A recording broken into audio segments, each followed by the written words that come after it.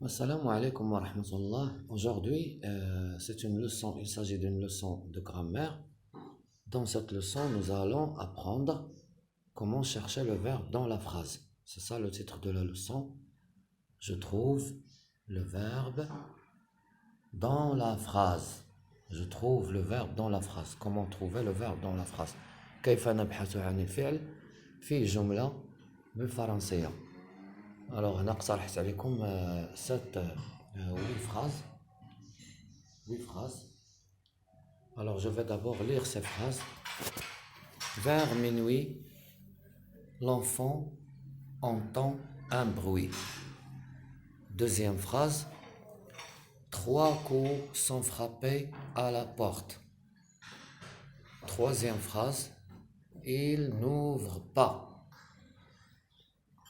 Quatrième phrase. Nous regardons une photo.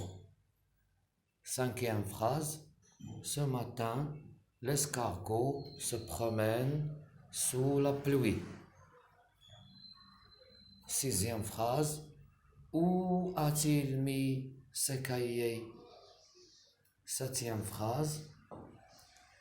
Tu vas dans le jardin. Huitième phrase. Oui, mais moi, je parle à ma grand-mère. كيف نبحث عن الفعل؟ هناك عدة طرق في الحقيقة للبحث عن الفعل في جملة معينة بالفرنسية. هناك طرق متعددة، لكن في هذا الفيديو سأركز على طريقة واحدة، وهي تغيير زمن الجملة. لو طون دو لا فراز. بحال مثلا إلا كانت في البريزون ردوها في الباسي، أو إلا كانت في الباسي ردوها في الفيتور، أو إلا كانت في الفيتور ردوها مثلا لامبارفي إلى آخره. Donc la première phrase. Vers minuit, l'enfant entend un bruit. Alors si je donne le mot hier, si je commence la phrase par hier, quel est le mot qui va changer, qui va être changé? Vers minuit, hier, vers minuit, l'enfant, est-ce qu'on va dire entend un bruit? Non, je ne peux pas le dire. Donc hier, vers minuit, l'enfant a entendu un bruit. Donc le mot qui a changé, c'est entend. Alors si je change le ton de la phrase, zaman al-jumla, zaman, vers minuit, l'enfant entend un bruit, il y a jumla في الحاضر, في le présent. في le présent, parce que le verbe, regardez la terminaison, c'est day. Donc le day indique que la phrase est au présent. Si je commence par hier, vers minuit, l'enfant entendra un bruit. Ou bien l'enfant, hier, vers minuit, l'enfant entendait un bruit. Donc le mot qui a changé, c'est, je peux remplacer entend par entendez. Entendez. A-I-T. Donc le mot qui a changé, le seul mot qui a changé, c'est le verbe entendre. Donc le verbe c'est entend. Bien sûr, si je commence avec hier, je passe à la deuxième phrase. Alors la deuxième phrase, 3 coups sont frappés à la porte. 3 دقات سمعت على الباب. 3 coups sont frappés à la porte. Si je commence par hier, rien ne va changer. Hier, 3 coups sont frappés à la porte. Donc la phrase est au passé. Je la transforme au présent. Ou bien à l'imparfait. Ou bien je change par exemple à un autre ton. Ou bien je change le mode complètement. Je change le mode indicatif vers le mode par exemple subjonctif ou bien le mode impératif, etc. Donc si je change le mode ou bien le temps, si je change le temps, 3 coups sont frappés à la porte.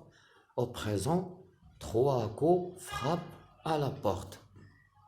3 coups frappent à la porte. Et ainsi, vous voyez que le seul mot qui a changé, c'est le verbe frapper. Alors si je passe par exemple au futur, 3 coups, demain, 3 coups frapperont à la porte. Donc toujours, vous voyez que frapper, c'est le verbe qui est changé puisqu'il est au passé composé. Alors, à l'imparfait, le verbe devient frapper. Frapper. A-I-E-N-T.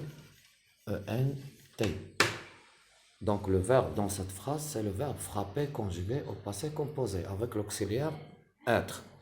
Je passe à la troisième phrase. Il n'ouvre pas. Alors, si je commence la phrase par demain, est-ce que je vais dire il n'ouvre pas demain, il n'ouvre pas? Non. Donc la terminaison ici, c'est la terminaison du présent. Alors je dois dire, si je commence par hier, hier, il n'ouvrira pas. Donc le verbe ouvrir devient ouvrira. Ouvrira. Ouvrira. Donc le verbe c'est ouvre. Il est conjugué ici dans cette phrase au présent. Hier, il n'ouvrira pas. Demain, demain, il n'ouvrira pas. C'est la phrase au futur. Toujours, je joue sur le temps de la phrase. Puisqu'elle est au présent, je peux changer la phrase au futur, ou bien à l'imparfait, ou bien au passé composé, etc. Quatrième phrase. Nous regardons une photo. Alors, si je commence par hier. Hier, nous avons regardé une photo. Alors, qui a changé, c'est regardons qui est devenu avant regarder. Avant regarder.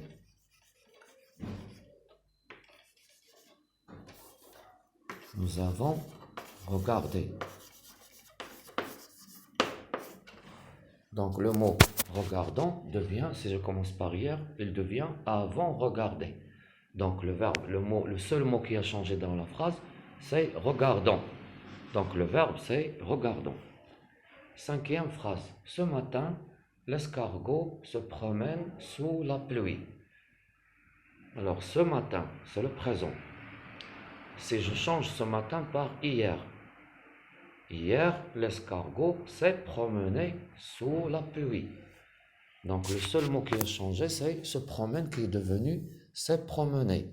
C'est le passé composé parce que j'ai mis hier. C'est promener.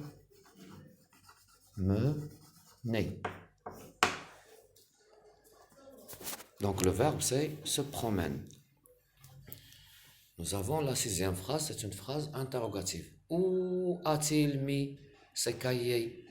Alors où est le verbe dans cette phrase? Je dois changer le temps de la phrase.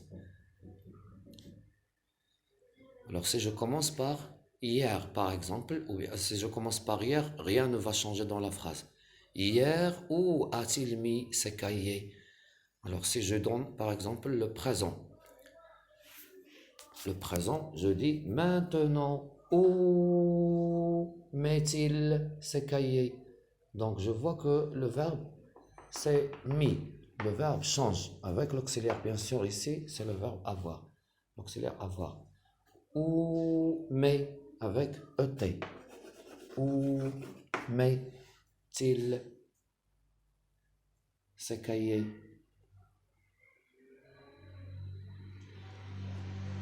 Ou bien je change par exemple le temps de la phrase vers l'imparfait.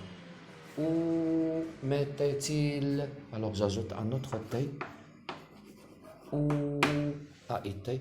Où mettait-il ses cahiers? Donc le seul mot qui change c'est mis. Donc le verbe c'est le verbe mettre conjugué au passé composé. La septième phrase. Tu vas dans le jardin. Tu vas dans le jardin. Alors si je commence par demain, tu iras dans le jardin. Donc va devient ira. Donc le verbe c'est le verbe aller. Donc il devient ira. Demain, tu iras dans le jardin. Donc le seul mot qui a changé c'est va.